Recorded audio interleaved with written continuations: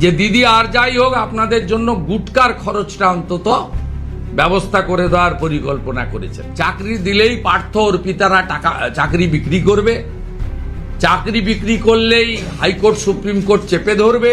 মুখ্যমন্ত্রী সবকিছু বুঝে তিনি এবারের অন্তর্বর্তী বাজেটকে তিনি নির্বাচনীর একটি লিফলেটে পরিণত করেছেন অর্থনৈতিক পরিভাষায়। ক্ষমতাবাজ মুখ্যমন্ত্রীর এই ফর্মটাও ফিল আপ করুন, আমাদের কোনো আপত্তি নেই, কারণ এরা দিতে পারবে না, চাকরি বিজেপি দেবে। আমরা জানি এপ্রিল মাসে আপনারা আমাদের আনবেন।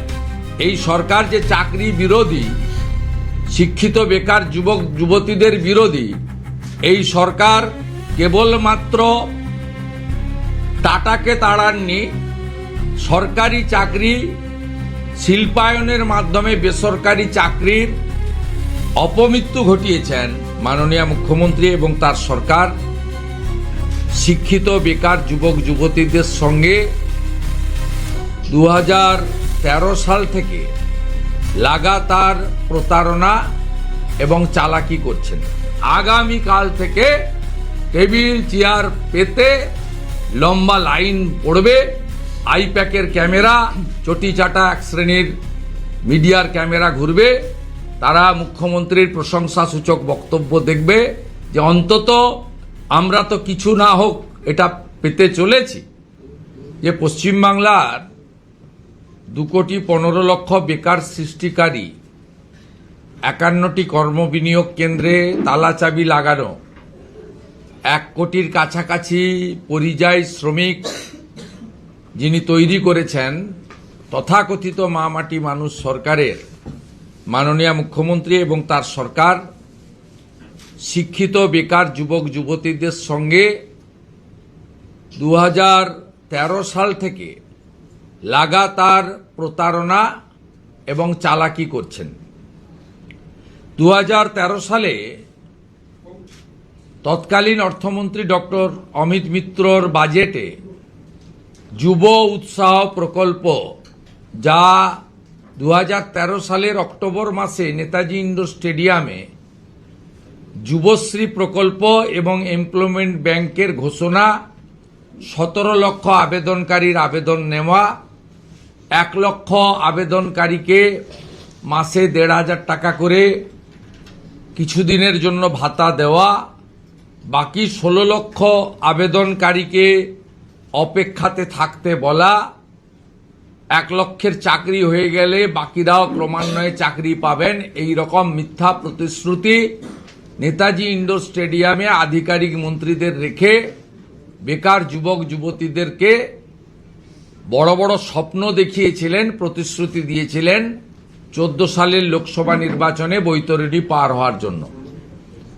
সেই যুবশ্রী প্রকল্পের মৃত্যু ঘটিয়েছেন এই মুখ্যমন্ত্রীর নির্দেশে তার অর্থমন্ত্রী ডক্টর অমিত মিত্র, যিনি 17-18 অর্থবর্ষ থেকে এই যুবশ্রী প্রকল্পে কোনো বরাদ্দ রাখেননি এবং এমপ্লয়মেন্ট ব্যাংক তুলে দিয়ে 17 লক্ষ আবেদনকারীর যে আবেদন ছিল, সেই আবেদন কোথায় গেছে, কেজি দরে বিক্রি হয়েছে না অন্য কিছু হয়েছে না পুড়িয়ে ফেলেছেন আমরা জানি না।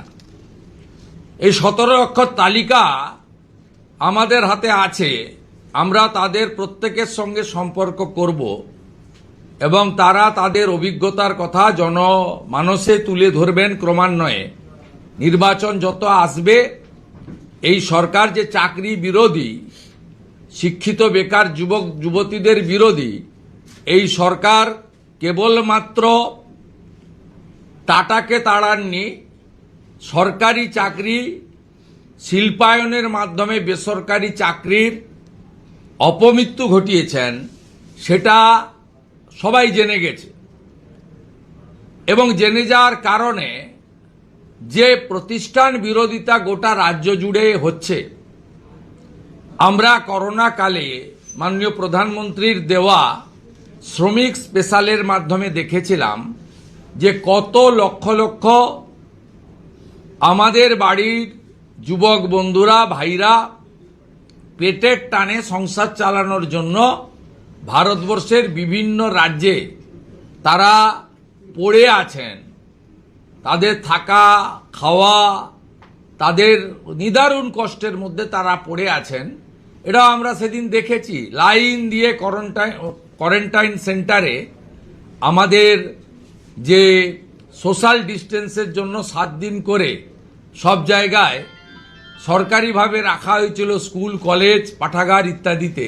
সেটা আমরা দেখেছি যে কি ভীষণ পরিযায়ী শ্রমিক পশ্চিমবাংলার তৈরি হয়েছে, যেটা আগে বিগত দিনে স্বাধীনতার আগে পরে অবিভক্ত বিহার, ইউপি থেকে, উড়িষ্যা থেকে আমাদের এখানে মানুষজন আসতেন। উল্টো যা হয়েছে, মানুষ সেটা 2020 সালে করোনা কালে সবাই দেখেছেন, 21-এও দেখেছেন, করোনা থার্ড ওয়েভের সময়। মুখ্যমন্ত্রী সবকিছু বুঝে তিনি এবারের অন্তর্বর্তী বাজেটকে তিনি নির্বাচনীর একটি লিফলেটে পরিণত করেছেন অর্থনৈতিক পরিভাষায়। সেখানে তিনি এই অন্তর্বর্তী বাজেট এপ্রিল, মে, জুন, জুলাইয়ের, কিন্তু ফেব্রুয়ারি মাসে তার ভোট এত বালাই এবং অভয়া থেকে দুর্গাপুর আইকিউ সিটি, কালকেও একটা ফোন কল ভাইরাল হয়েছে, যেটা আমি সোশ্যাল মিডিয়ায় পোস্ট করেছি। পূর্ব মেদিনীপুরের কাঁথি 3 ব্লকে একটি গ্রাম পঞ্চায়েতের তৃণমূলের মহিলা প্রধানকে পঞ্চায়েত সমিতির সভাপতি বিকাশ বেচ তার কক্ষে ডেকে তাকে শারীরিক নির্যাতন করেছেন, যেটা গতকাল পূর্ব মেদিনীপুর জেলার এসপি ইনচার্জ, যাকে মুখ্যমন্ত্রী পাঠিয়েছেন, মাননীয় মিঠুন দের চেম্বারে সালিসি সভার মাধ্যমে নিষ্পত্তি হয়েছে।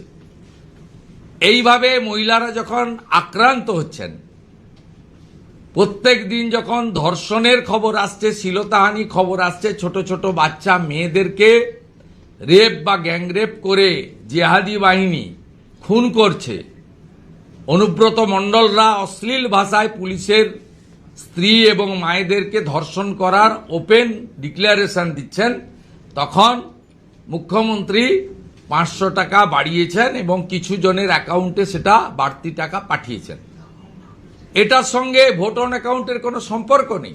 এটা সিম্পলি অ্যাডিশনাল বাজেট ডিক্লেয়ার করে ফেব্রুয়ারি মাসে ডিক্লারেশন দিতে পারতেন, কিন্তু অর্থনীতির এবিসিডি মানেন না।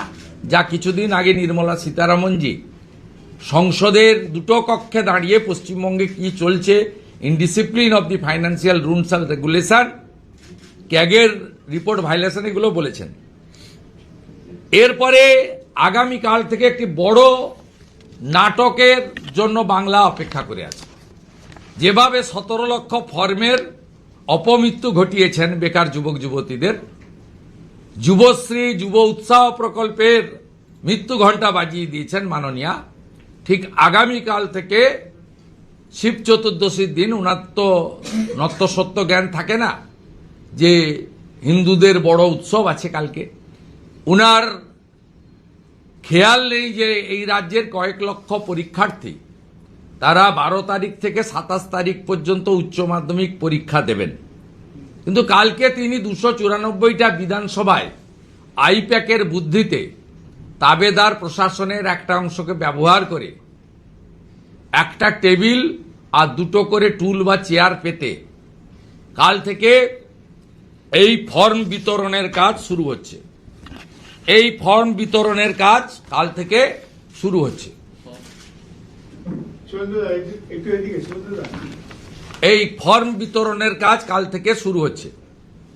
মুখ্যমন্ত্রী ভালো করে জানেন যে 2013 সালের যুবশ্রীর যেভাবে অপমৃত্যু ঘটিয়েছি, নির্বাচনে আরেকবার যদি জিতে আসতে পারি এটারও অপমৃত্যু ঘটাবো এবং পশ্চিমবঙ্গটাকে গ্রেটার বাংলাদেশে পরিণত করব। এবারের অন্তর্বর্তী বাজেটে চাকরির পাটটাকে ক্লোজ করে দেওয়া হয়েছে, কারণ মুখ্যমন্ত্রী কোনো ঝুঁকি নিতে চাননি। চাকরি দিলেই পার্থ অর্পিতারা চাকরি বিক্রি করবে, চাকরি বিক্রি করলেই হাইকোর্ট সুপ্রিম কোর্ট চেপে ধরবে, হাইকোর্ট সুপ্রিম কোর্ট চেপে ধরলেই সিবিআই, ইডি ইত্যাদি ইনকাম ট্যাক্স আসবে, তারা এলেই পার্থকে জেলে যেতে হবে, সঙ্গে মানিককে যেতে হবে, সঙ্গে কল্যাণময়কে জেলে যেতে হবে, সঙ্গে এসপি সিনহাকে জেলে যেতে হবে, জীবন কৃষ্ণকে এখনো জেলে থাকতে হবে। তাই তিনি এবারের অন্তর্বর্তী বাজেটে সম্পূর্ণভাবে চাকরির প্লাটটা ক্লোজ করে দিয়েছেন। যদিও আমরা জানি পশ্চিমবঙ্গে 6 লক্ষ রাজ্য সরকারের পোস্ট তিনি অবলুপ্তি ঘটিয়েছেন, আর প্রায় 10 লক্ষ পোস্ট, তার মধ্যে 3,58,000 প্রিন্সিপাল, অধ্যাপক, শিক্ষক, শিক্ষিকা, শিক্ষাকর্মী ইত্যাদি 3,58,000 ভ্যাকেন্সি আছে। 1 লক্ষের বেশি, 1.5 লক্ষের কাছাকাছি পুলিশ কনস্টেবলের ভ্যাকেন্সি আছে। সব মিলিয়ে যোগ করলে 10 লক্ষ রাজ্য সরকারের ভ্যাকেন্সি পেন্ডিং আছে। তিনি ও পথে হাঁটেননি। চাকরি দিলেই পার্থরা চাকরি বিক্রি করবে, ভাগ উনি পাবেন। চাকরি দিলেই কালীঘাটের কাকু আসবে, কাকুর অনেক কথা বেরোবে। অর্থাৎ তিনি চাকরির পার্টটা কমপ্লিটলি ক্লোজ চ্যাপ্টার করে দিয়েছেন বেঙ্গলে। আগামীকাল থেকে টেবিল চেয়ার পেতে লম্বা লাইন পড়বে, আইপ্যাকের ক্যামেরা, চটি চাটা এক শ্রেণীর মিডিয়ার ক্যামেরা ঘুরবে। তারা মুখ্যমন্ত্রীর প্রশংসাসূচক বক্তব্য দেখবে যে অন্তত আমরা তো কিছু না হোক এটা পেতে চলেছি। ইতিমধ্যে জলপাইগুড়ির এক নেতা ঘোষণা করেছেন যে দিদি আর যাই হোক আপনাদের জন্য গুটকার খরচটা অন্তত ব্যবস্থা করে দেওয়ার পরিকল্পনা করেছেন। তাই প্রথম প্রশ্ন আমি করি রাজ্য সরকারকে, 2013-র 17 লক্ষর আবেদনকারীর ভবিষ্যৎ কি হলো জানান আপনি জনগণকে। তার তালিকা প্রকাশ করুন, তাদের মধ্যে কতজন চাকরি পেয়েছে শ্বেতপত্র চাই। এক। দ্বিতীয় হচ্ছে, আজকের দিনে সব অনলাইন হয়ে যাওয়ার পরে, পোর্টাল হয়ে যাওয়ার পরে, উচ্চ মাধ্যমিক পরীক্ষা চলাকালীন কেন লক্ষ লক্ষ যুবককে কালকে থেকে আপনাকে রাস্তায় নামাতে হবে? আপনি কেন অনলাইন পোর্টালের মাধ্যমে আবেদন গ্রহণ করছেন না? এটা আপনার পুরনো চাল। 21 সালে নির্বাচনের আগে যে দুয়ারে সরকারের স্টাইল ছিল, সেই দুয়ারে সরকারকে পরে কয়েক মাস আগে আমার পাড়া আমার সমাধানে যে নাটক ড্রামাবাজি করেছেন আইপ্যাকের বুদ্ধিতে, চিটিংবাজ প্রতীক জৈন এবং তার কোম্পানি, যারা টেন্টেড হিসেবে অভিযুক্ত ইতিমধ্যে, তাদের ব্যবস্থাপনায় যে ড্রামাবাজি করেছেন, ঠিক আগামীকাল থেকে এই ড্রামাটা আপনি করতে চলেছেন বেকার যুবক যুবতীদের সঙ্গে। আমি পশ্চিমবাংলার বেকার যুবক যুবতীদের বলবো